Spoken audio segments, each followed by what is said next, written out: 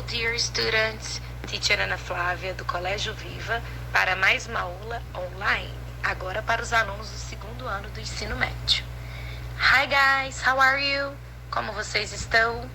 Eu estou aqui com um assunto que todo mundo estava esperando, porque a gente já iniciou nas nossas aulas presenciais, que são os modal verbs, certinho? Então hoje, nesta aula, eu vou trazer os outros modal verbs que a apostila, não trouxe para a gente trabalhar, para a gente ver e lembrar algumas características. E lembrando, galerinha, que este é um dos assuntos mais cobrados nos últimos vestibulares de todo o Brasil. Let's start, vamos começar então? Galerinha, então a gente inicia a nossa aula com algumas características dos modal verbs. Acompanhe aí comigo. Os verbos modais, modal verbs, são um tipo especial de verbos auxiliares que alteram ou completam o sentido do verbo principal. Por isso que muitos livros também trazem o nome para eles como special verbs, como verbos especiais. Podem ser chamados também de modal auxiliaries ou apenas modals. Então, outras nomenclaturas aí para os modal verbs na língua inglesa. Os verbos modais não existem na forma infinitiva. Então, quando a gente fala infinitive form na língua inglesa, a gente lembra da partícula to. Então, os verbos modais não são precedidos por esta partícula, que indica o infinitivo, e nem seguidos por ela, com exceção de ought to. Então, uma informação importante que este modal verb precisa, porque faz parte do modal verb ought to, ok? Então, eu trouxe um exemplo para vocês verem aí numa sentença afirmativa. Então, quando a gente fala de affirmative sentences in English, a gente começa com subject, com sujeito. Depois nós temos aqui o modal verb can. E vocês percebem que a gente não coloca, então, a partícula to. A gente coloca o verbo main verb, o play, que é o verbo principal da frase, na sua base form, na forma base, ok? Outra característica dos modal verbs é que eles não necessitam de outros verbos auxiliares para as formas interrogativas e negativas, já que eles próprios são auxiliares. Então, vocês estão vendo aqui o modal verb may. E a gente sabe que nas sentenças interrogativas, nós colocamos então o verbo auxiliar, que no caso é o próprio verbo modal may. Depois nós temos o sujeito I, depois o verbo principal come, que é coming, e depois, se tivesse necessidade, o complemento, ok? E também nas orações negativas, a gente sabe e lembra que sempre acrescenta-se o not. E agora, logo após o verbo modal. Então, a gente percebe aqui, I cannot stay here. Então, entre o verbo modal e o main verb, a gente acrescenta, então, a partícula, o not. Depois, nós vamos ver outras formas negativas dos verbos modais no próximo slide. Continuando aqui, a gente vê também uma coisa que é muito boa para todos os alunos. A gente sempre estudou aí no Simple Present, que para recheat tem que mudar o verbo, para os outros não. Que no Simple Past a gente tem os verbos regulares e irregulares. Aqui, galerinha, os verbos modais nunca são flexionados. O que isso quer dizer? Que eles possuem a mesma forma para todos os sujeitos. Então, isso é muito bom. De I a they, todo mundo vai usar can, todo mundo vai usar may, todo mundo vai usar will, todo mundo vai usar won't, o would, e assim por diante. Então, a gente tem aqui outra informação importante, que eles não podem ser usados nos progressive continuous tenses e não formam passado com ed, certinho? Aí eu coloquei aqui para vocês com o verbo, can como modal e o verbo principal ski. I, she, he, we e they, todo mundo utilizando o can com o verbo na base form. De um modo geral, galerinha, nós vamos ver agora nos próximos slides o que cada modal verb expressa como ideias. Então, a gente vai perceber que um modal verb expressa várias ideias.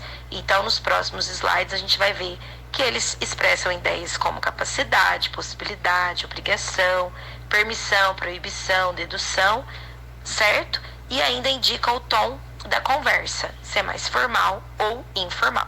Então, eu estou trazendo aí nos próximos slides. Vamos acompanhando. Então, como eu havia dito anteriormente, aqui eu coloquei os principais verbos modais e a forma negativa na full form e na contraction form, right? Então, a gente tem aí o can, cannot or can't. Nós sabemos que o can't é a forma contraída mais utilizada. Olha uma informação importante. Percebam que, tirando o may, todos os outros têm a forma negativa contraída. Porém, o may não tem essa possibilidade. É somente may e o acréscimo do not. Então, nós não temos uma contraction form para o modal verb may. Depois, para todos os outros, a gente percebe o acréscimo do not após o modal verb must, shall, will, could e as formas contratas do lado. Então, vale a pena porque as duas formas são bastante utilizadas e o can, cannot, ele é menos utilizado, o can't é mais. Então, agora chegou a hora da gente ver os principais modal verbs que está caindo nos últimos vestibulares e as ideias que cada um expressa. Vocês percebem que um modal verb expressa várias ideias, como a gente viu dentro das características nos slides anteriores. Então, como que você vai diferenciar? De acordo com o contexto da frase ou do cartoon. Então, por isso que é importante sempre aprimorar o vocabulário da língua inglesa com o hábito de leitura para estar facilitando, né, o reconhecimento de qual ideia que aquele modal verb expressa, certinho? Então, para ajudá-los, eu fiz um resuminho, como, por exemplo, o can. Quais são as ideias que o can pode expressar? Que aí ajuda, de uma certa forma, vocês se conhecerem mais rápido, ok? Então, a gente vem aqui, ó, habilidade, possibilidade, permissão e pedido, tá? Must, obrigação, necessidade, dedução lógica, quase certeza. Have to, obrigação. Então, vocês percebem, nós já vimos, e depois nos próximos slides eu vou comentar, que nós temos uma diferença do must com have to. Mas os últimos vestibulares, ambos podem expressar o quê? Obrigação.